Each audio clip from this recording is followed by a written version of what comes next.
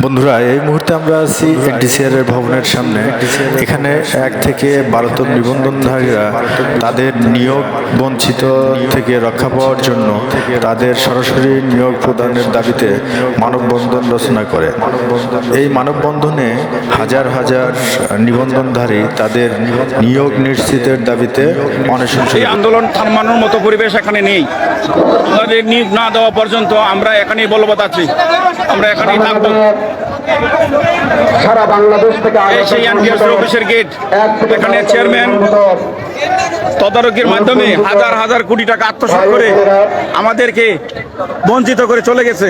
আপনারা সারা বাংলাদেশ থেকে এসেছেন, এজন্য আপনাদেরকে আমরা এই নিবন্ধিত শিক্ষক পরিষদের পক্ষ থেকে আন্তরিক মোবারকবাদ সহ ধন্যবাদ জানাচ্ছি। পাশাপাশি আজকের এই কর্মসূচি আমাদের যে সমস্ত মিডিয়া ব্যক্তিত্বরা প্রচার করছেন তাদেরকে ধন্যবাদ জানাচ্ছি। বাংলাদেশ সরকারের যে সমস্ত গোয়েন্দা বিভাগ রয়েছেন তাদের ঐকান্তিক সহযোগিতার কাছে আমরা কৃতজ্ঞতা জানাচ্ছি। আমরা অত্যন্ত শান্তিপ্রিয় একজন মানুষের পক্ষ থেকে আমরা এর আয়োজন করেছি। আমরা প্রত্যেকেই শান্তশিষ্ট এবং ভদ্রচিতভাবে শিক্ষক হবে বলে আমরা এখানে এসেছি। আপনারা নিশ্চয় জানেন, বর্তমানে অন্তর্বর্তীকালীন সরকার রাষ্ট্র পরিচালনা করছেন। আমাদের এই সরকারের কোন কর্মকাণ্ডের ক্ষেত্রে দ্বিমত নেই। আমরা শতভাগ এই সরকারের কর্মকাণ্ডের সঙ্গে একমত পোষণ করছি, কিন্তু অত্যন্ত দুঃখ ভারাক্রান্ত হৃদয় নিয়ে বলতে হচ্ছে আজকের এই আয়োজিত কর্মসূচিতে নিয়োগের সুনিশ্চিত ঘোষণার দাবিতে উপস্থিত হয়ে। বন্ধুরা, এই ভিডিওটি যদি ভালো লেগে থাকে তাহলে আপনার মতামত কমেন্ট বক্সে লিখুন এবং একটি লাইক দিয়ে আমাদের উৎসাহিত করুন। ধন্যবাদ। ভাই ভালো আছেন? এই আন্দোলন কি না আশা করা যাবে? সেটাই আমরা কিন্তু আমিও তো এই জায়গায় ঘটনা হলো আমরা এখান থেকে গেলে পরিষ্কার দেওয়া দিতে হবে। নির্বাচিত আওয়ামী ফ্যাসিস্ট শেখ হাসিনা সরকারের সাবেক শিক্ষামন্ত্রী ডাক্তার দীপুমল্ল ব্যারিস্টার মহিবুল হাসান নওফেল গোটা শিক্ষা ব্যবস্থাকে সুধ্বংসের দ্বার প্রান্তে পৌঁছায় দেয়নি।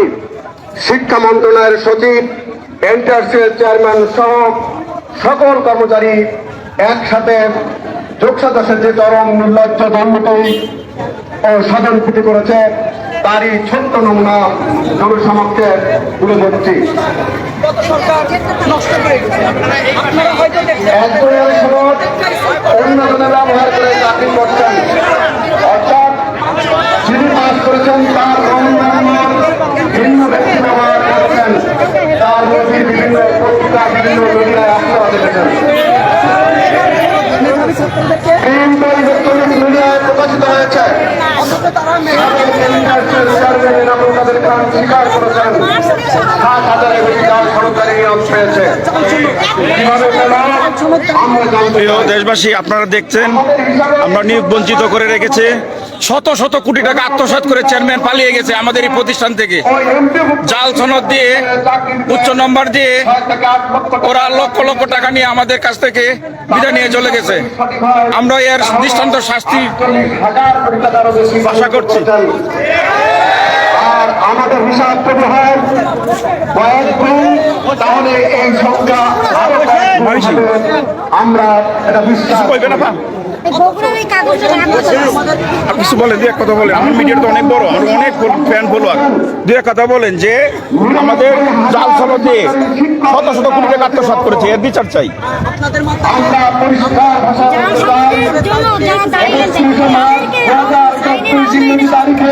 রাইট, আমি ওটা আশা করি।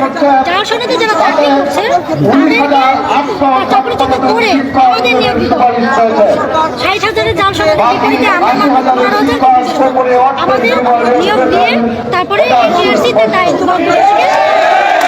মুক্তি কিন্তু প্রথম যে কাজটা থ্যাংক ইউ, আপনার আশা পূর্ণ হোক, আমাদের সকলের আশা পূর্ণ হোক। এই আশা প্রত্যাশা রেখে আমরা এখানে অবস্থান কর্মসূচি আমরা কখনোই শেষ করব না। যতক্ষণ পর্যন্ত এখানে সুন্দর নির্দেশনা না আসবে ততক্ষণ পর্যন্ত আমরা এখানে এই এক পাও লড়বো না।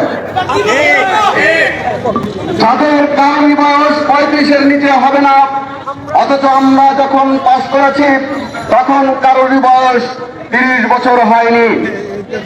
এমনকি 12/6/2018 তারিখের আগে যারা পাস করেছি সুপ্রিম কোর্টের রায় অনুযায়ী তাদের বয়স আজীবন বলবৎ থাকবে, তাদের বয়স শিথিলযোগ্য।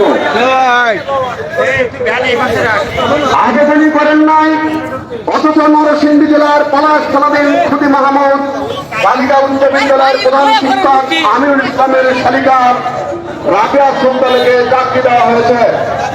নিশ্চয়ই অর্থের বিনিময়ে আমরা বিশ্বাস করি। আপনারা জানেন কিশোরগঞ্জ একটা প্রতিষ্ঠানে 12 জনকে চাকরি দেওয়া হয়েছে নিজস্ব ক্ষমতা বলে, সকলেই এক পরিবারের সদস্য। এখানে সম্পূর্ণ দুর্নীতিগ্রস্ত। আপনারা দেখছেন পত্রিকায় অনেক হেডলাইন এসেছে। অথচ নিয়োগ দেওয়া হয়নি। বলা হয়েছে সেখানে যোগ্য শিক্ষক পাওয়া যায়নি। এ ব্যাপারে সাবেক শিক্ষামন্ত্রী ডাক্তার দীপুমণিকে যখন আমরা অবহিত করেছিলাম গত বছর 2রা জানুয়ারি 1 ঘন্টা 35 মিনিট আলোচনার মধ্যে এ বিষয়টি এনেছিলাম, তখন তিনি বলেছিলেন এ ব্যাপারে আশ্বাস দিয়ে বলেন, কিন্তু পরে ভুক্তভোগী নিবন্ধন সময় আছে, আমরা থাকবোই এখানে। একে লিখতে বাধ্য করেছেন তার সনদি নাকি জাল। এটা দুঃখজনক। আর এই লিখিত না দিলে তাকে বিভিন্ন রকম ভাবে ধমক দেওয়া হয়। ওই বিষয়টা আর আলোর মুখ দেখে নাই। সাবেক শিক্ষামন্ত্রী ডাক্তার দীপুমণিকে তখন ড্রাইভার জাউর রহমান ও সিস্টেম অ্যানালিস্ট রাসেলের দুর্নীতির কথা বলা হলো, তখন উনি টেলিভিশনে চলে উঠে বলেছিলেন সাংবাদিক এমন নিউজ নাকি মন্ত্রীর যুদ্ধ করলে সাংবাদিককে দেখে ধমক দেওয়ায় ওই সাংবাদিক মাপ চেয়ে চলে গেছেন। আমরা কোথায় রয়েছি? আপনারা সারা বাংলাদেশের যে প্রেক্ষাপট দেখেছেন। প্রিয় দেশবাসী, আমরা চাই সুষ্ঠু সুন্দর একটা পরিবেশ সৃষ্টি হোক, দুর্নীতি মুক্ত পরিবেশ সৃষ্টি হোক, আমরা বৈষম্য দূর হোক। আমরা অনেকদিন যাবত এই আন্দোলনটা চলে আসতেছে, পত্রিকায় উঠেছে, কিন্তু ক্ষমতার অপব্যয়ের কারণে আমরা এই নিয়োগ পাই নাই। আমাদের সময় হচ্ছে আমরা নিয়োগ না নেওয়া পর্যন্ত এখানে এক পাও লড়বো না। সংগ্রামী ছাত্র বন্ধুরা, আমরা আরো বলতে চাই, তৃতীয় গণবিজ্ঞপ্তিতে 54,000 শিক্ষক নিয়োগ দেওয়া হয়েছে বলে যে মিথ্যাচার করা হয়েছে, সেখানে মাত্র 10-12 হাজার বেকার নিবন্ধন সরকারি নিয়োগ পেয়েছে। বাকি সবাই ইংরেজদারি প্রকারান্তরে শিক্ষক নিয়োগের নামে অনৈতিক সুবিধা নিয়ে ভর্তি বাণিজ্য করেছে।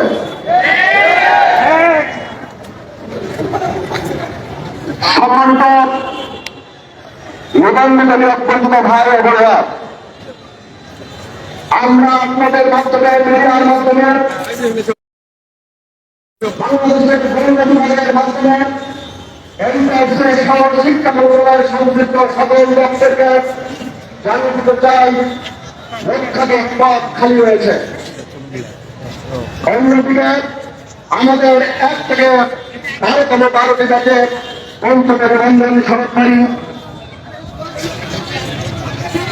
এখানে উপস্থিত দেখেই আপনারা সহজে প্রিয় দেশবাসী, আমরা চাই একজন সমন্বয়ক আসুক, আমাদের কাছে একতা প্রকাশ করুক, যেন আমরা সুষ্ঠু একটা সুন্দর পরিবেশের মাধ্যমে নিয়োগ পেতে পারি। আমাদের কাছ থেকে নামের একটি তালিকা নিয়েছিলেন, কতজন আমরা বঞ্চিত রয়েছি। আমরা শুধু 21,796 জন নিয়োগ বঞ্চিত রয়েছেন বলে আমরা লিখিত আকারে জানিয়ে এসেছি, অথচ আজ পর্যন্ত সিনিয়রদের ব্যাপারে আমরা আলোর মুখ দেখতে পাইনি। এটা সত্যি দুঃখজনক, লজ্জাজনক। এই নির্লজ্জ দুর্নীতির মূলক পালন করে আমরা বর্তমান অন্তর্বর্তীকালীন সরকারের প্রধান এবং মাননীয় প্রধান উপদেষ্টা ও শিক্ষা উপদেষ্টার আশু সুদৃষ্টি কামনা করছি। উপরোক্ত অনিয়ম দুর্নীতির একটি ছোট্ট তালিকা মাত্র। আমরা বঞ্চিত নিবন্ধন সনদধারী নিয়োগের অধিকার ফিরে পেতে চাই। এই লক্ষ্যে আমরা বলতে চাই, সকল দুর্নীতি ও স্বজনপ্রীতি এবং অনৈতিকভাবে যে সকল বৈষম্য সৃষ্টি করে নিয়োগ দেওয়া হয়েছে তার সুষ্ঠু নিরপেক্ষ বিচার বিভাজক তদন্ত কমিশন গঠনের মাধ্যমে সকল বৈষম্য দূরীভূত করে দোষী ব্যক্তিদের দৃষ্টান্তমূলক শাস্তি দিতে হবে।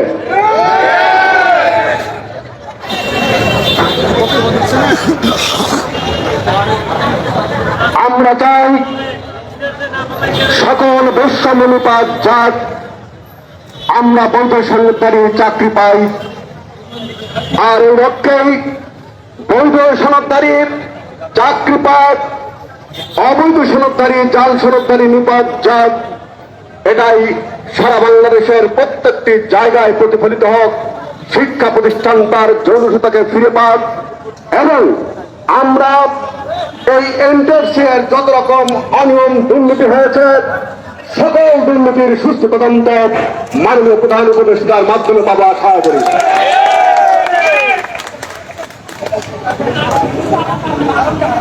সংগ্রামী ছাত্র বন্ধুরা, আমরা আরো বাস্তব ভাষায় বলতে চাই, 0-3 পেয়েছে লিখিত পরীক্ষায়, তাদেরকেও নিয়োগ দেওয়া হয়েছে।